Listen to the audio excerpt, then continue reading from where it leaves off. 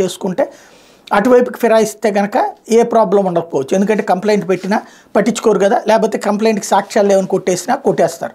ప్రతిపక్షం వైపుకి ఫిరాయించడం అసాధ్యం.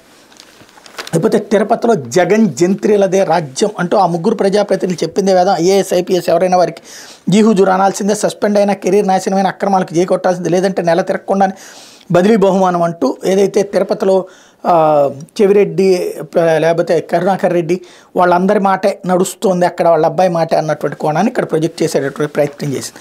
లేకపోతే డిఎస్సి షెడ్యూల్ మార్చండి, టెట్కు డిఎస్సికి మధ్య 4 వారాల సమయం ఇవ్వండి, రాష్ట్ర ప్రభుత్వానికి హైకోర్టు ఆదేశం, ఎస్జిటి అభ్యర్థుల విషయంలో స్పష్టీకరణ, షెడ్యూల్ను కుదించడంపై తీవ్ర ఆక్షేపణ, సముచిత సమయం ఇవ్వకపోవడం హక్కుల్ని హరించడమేనని వ్యాఖ్య, ఏపీ ఉపాధ్యాయ అర్హత పరీక్ష ఉపాధ్యాయ నియామక పరీక్షలను హడావిడిగా నిర్వహిస్తున్న రాష్ట్ర ప్రభుత్వానికి హైకోర్టు ఎదురు దెబ్బ తగిలింది, టెట్ పరీక్ష చివరి తేదీ నుంచి డిఎస్సి పరీక్ష ప్రారంభానికి మధ్యలో కనీసం 4 వారాల సమయం ఇవ్వాలని తేల్చెప్పింది, ప్రాథమిక కీ తర్వాత అభ్యంతరాల స్వీకరణకు వారం గడువు ఉండాలని పేర్కొంది, ఈ మేరకు షెడ్యూల్ మార్చాలని రాష్ట్ర ప్రభుత్వానికి ఆదేశించింది. పేపర్ 1 ఎస్జిటి అభ్యర్థులు న్యాయస్థానాన్ని ఆశ్రయించడంతో ప్రస్తుతం ఇచ్చిన ఉత్తర్వులు ఈ పోస్టుల భర్తీ ప్రక్రియలోనే వర్తిస్తాయని స్పష్టత ఇచ్చింది. టెట్ నోటిఫికేషన్ ఏడాది ఫిబ్రవరి 8 జారీ చేశారని 27 నుంచి పరీక్షలు నిర్వహిస్తున్నట్టు గుర్తు చేసింది.